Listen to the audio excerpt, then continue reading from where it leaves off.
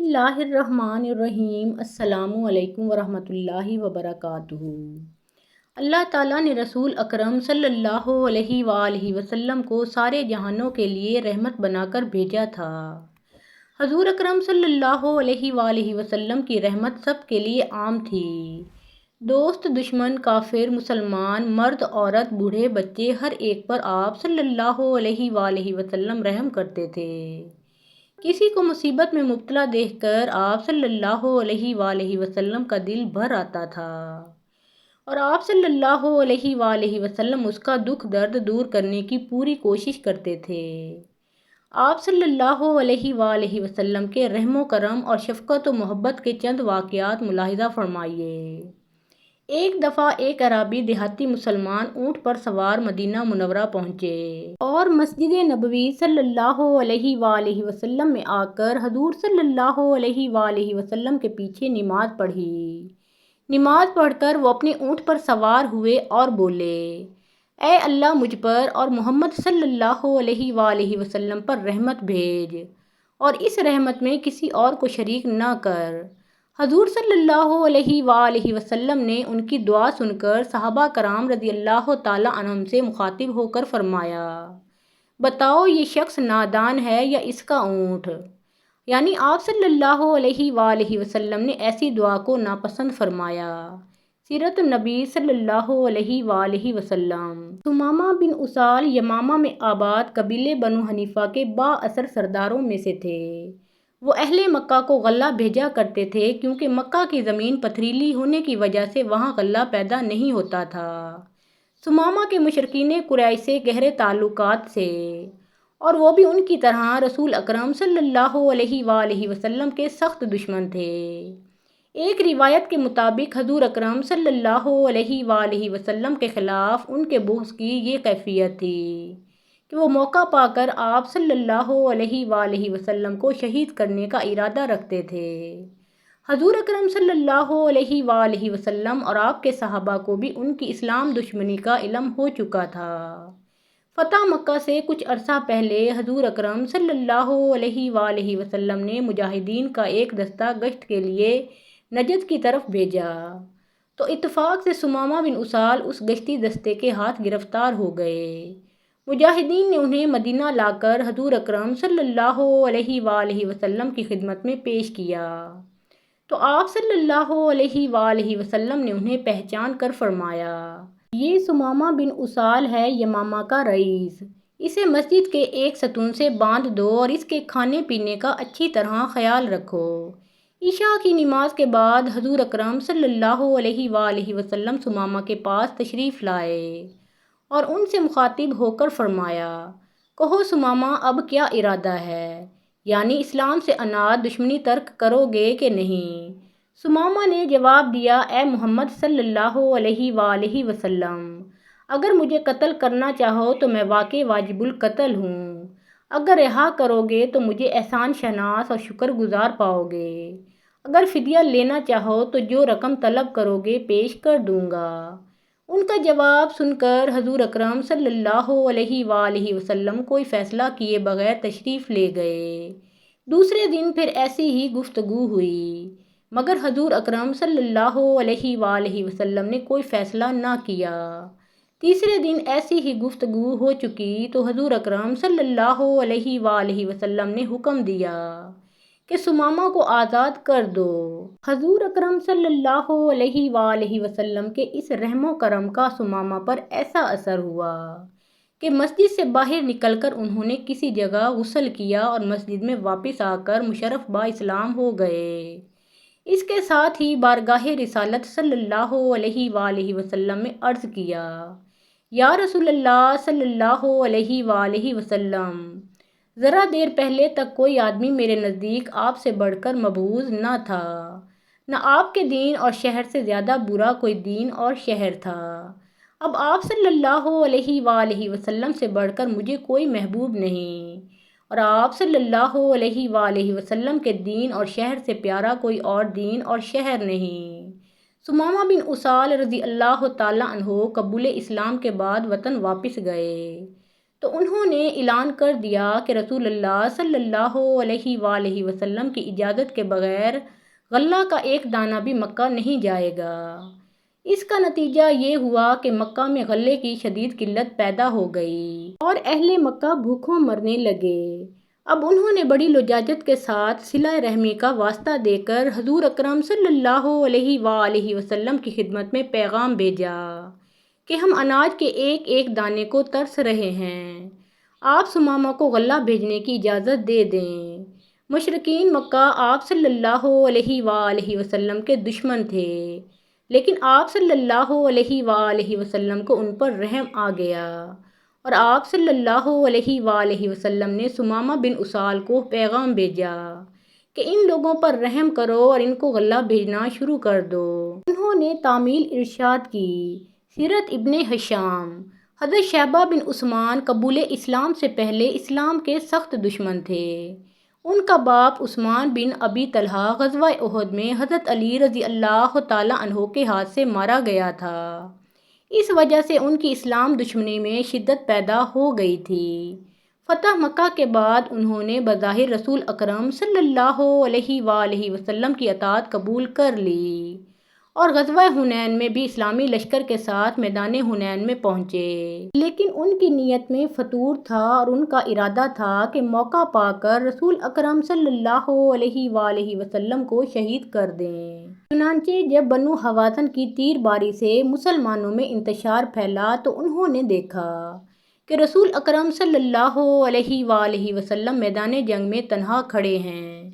اس وقت انہوں نے حضور اکرم صلی اللہ علیہ وآلہ وسلم کے عقب سے آپ پر تلوار کا وار کرنے کا ارادہ کیا، لیکن آپ صلی اللہ علیہ وآلہ وسلم ہوشیار ہو گئے اور پیچھے مڑ کر آپ صلی اللہ علیہ وآلہ وسلم نے شیبہ کو اس طرح آواز دی، اے شیبہ، اے شیبہ، میرے قریب آ، الہی شیبہ کے اندر سے شیطان کو دور کر دے۔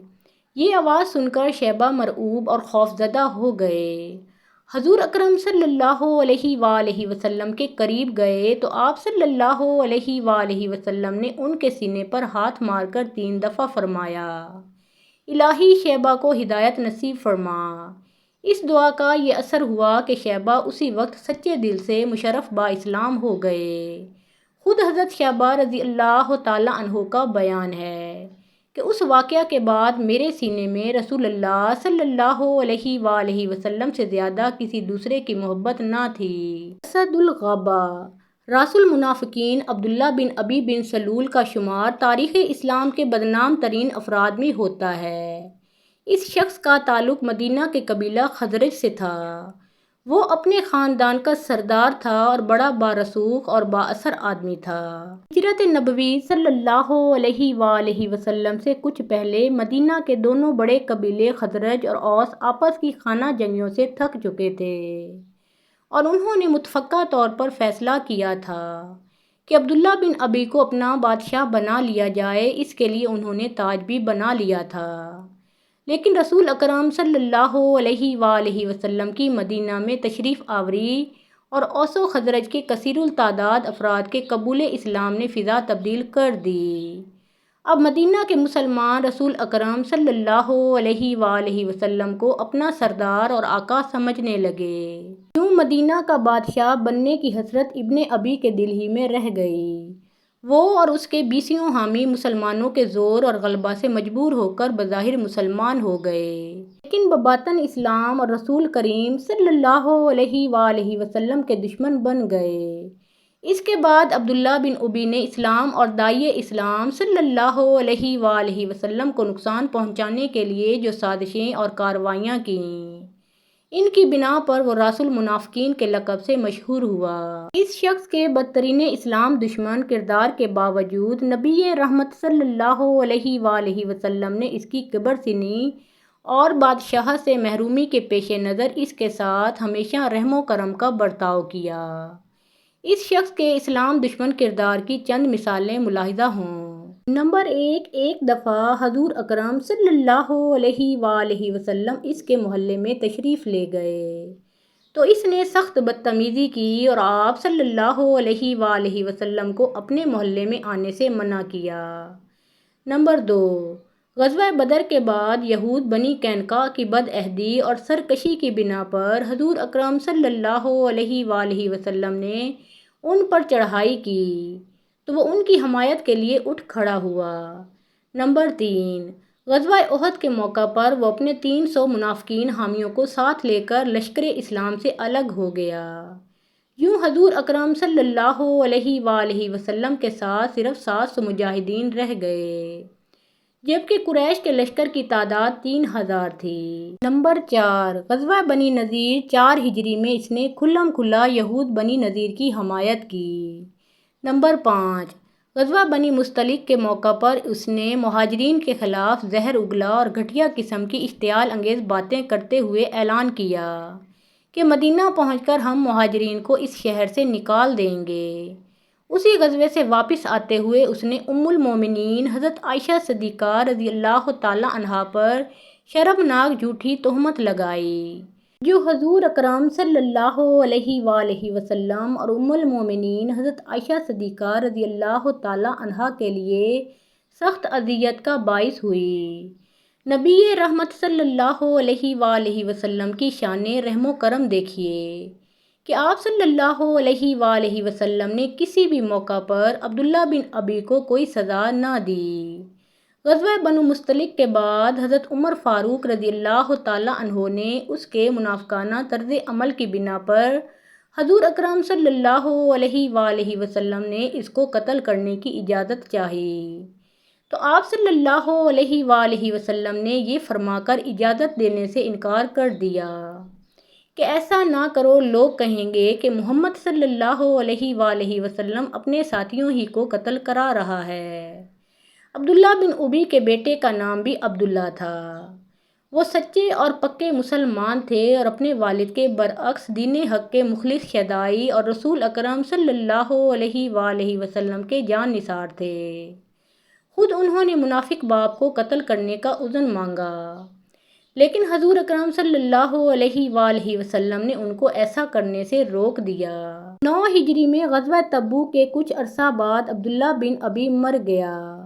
اس کے فرزند حضرت عبداللہ رضی اللہ تعالی عنہ کی درخواست پر حضور اکرم صلی اللہ علیہ وآلہ وسلم نے اپنا کرتا مبارک اس کے کفن میں لگانے کے لیے عطا کیا اور انہی کی خواہش پر اپنے اس بدترین دشمن کی نماز جنازہ پڑھانے کے لیے تیار ہو گئے۔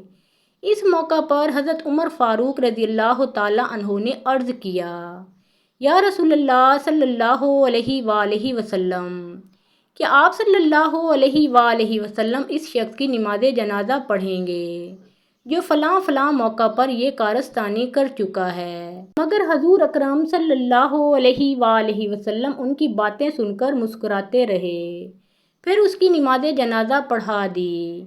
اس موقع پر یہ آیت نازل ہوئی۔ ترجمہ: اور آئندہ ان فاسقوں میں جو کوئی بھی مرے اس کی نماز جنازہ ہرگز نہ پڑھنا اور نہ کبھی اس کی قبر پر کھڑے ہونا، کیونکہ انہوں نے اللہ اور اس کے رسول صلی اللہ علیہ وآلہ وسلم کے ساتھ کفر کیا ہے اور وہ مرے اس حال میں ہیں کہ وہ فاسق تھے۔ ایک روایت کے مطابق ابن ابی نے غزوہ بدر کے بعد حضرت عباس بن عبد المطلب رضی اللہ تعالی عنہ کو اپنا کرتا پہنایا تھا۔ جب وہ جنگی قیدی بن گئے تھے ان کا قد بھی طویل تھا اور ابن ابی بھی طویل القامت تھے۔ حضور اکرم صلی اللہ علیہ وآلہ وسلم نے اس کے اسی عمل کے پیش نظر اپنا کرتا مبارک عطا فرمایا۔ تفہیم القرآن تفسیر سورہ توبہ۔ رسول اکرم صلی اللہ علیہ وآلہ وسلم غزوہ تبوک سے واپسی کے وقت ایک پہاڑی درے سے گزر رہے تھے کہ 12 منافقین منہ چھپا کر ایک آڑ میں کھڑے ہو گئے تاکہ حضور اکرم صلی اللہ علیہ وآلہ وسلم ادھر سے گزریں تو وہ حملہ کر کے آپ صلی اللہ علیہ وآلہ وسلم کو شہید کر دیں۔ حضور اکرم صلی اللہ علیہ وآلہ وسلم کے ساتھ اس وقت صرف حضرت حذیفہ بن یمان اور حضرت عمار بن یاسر رضی اللہ تعالی عنہم تھے۔ جس مقام پر یہ منافقین گھات لگا کر کھڑے تھے، حضور اکرم صلی اللہ علیہ وآلہ وسلم اس کے قریب پہنچے تو آپ صلی اللہ علیہ وآلہ وسلم کو کچھ شبہ ہوا اور آپ صلی اللہ علیہ وآلہ وسلم نے ان کو للکارا، آپ صلی اللہ علیہ وآلہ وسلم کی للکار سن کر وہ سب بھاگ گئے۔ اللہ تعالیٰ نے حضور اکرم صلی اللہ علیہ وآلہ وسلم کو وحی کے ذریعے ان منافقوں کے ناموں سے آگاہ کر دیا، اور آپ صلی اللہ علیہ وآلہ وسلم نے حضرت حذیفہ اور حضرت عمار رضی اللہ تعالیٰ عنہم کو بھی یہ نام بتا دیے، لیکن ساتھ ہی ان کو منع کر دیا کہ یہ نام دوسرے مسلمانوں کے سامنے ظاہر نہ کریں، مبادا وہ ان کو قتل کر دیں۔ حضور اکرم صلی اللہ علیہ وآلہ وسلم کو امید تھی کہ شاید ان کو ہدایت نصیب ہو جائے۔ محترم ناظرین، پیارے آقا محمد مصطفیٰ صلی اللہ علیہ وآلہ وسلم کا پیارا نام ایک بار کامنٹ سیکشن میں ضرور لکھیں۔ ویڈیو پسند آئی ہو تو لائک اور شیئر کریں۔ مزید اسلامی واقعات سننے اور دیکھنے کے لیے ہمارے اس چینل کو سبسکرائب کریں۔ اللہ تعالیٰ آپ سب کا حامی و ناصر ہو۔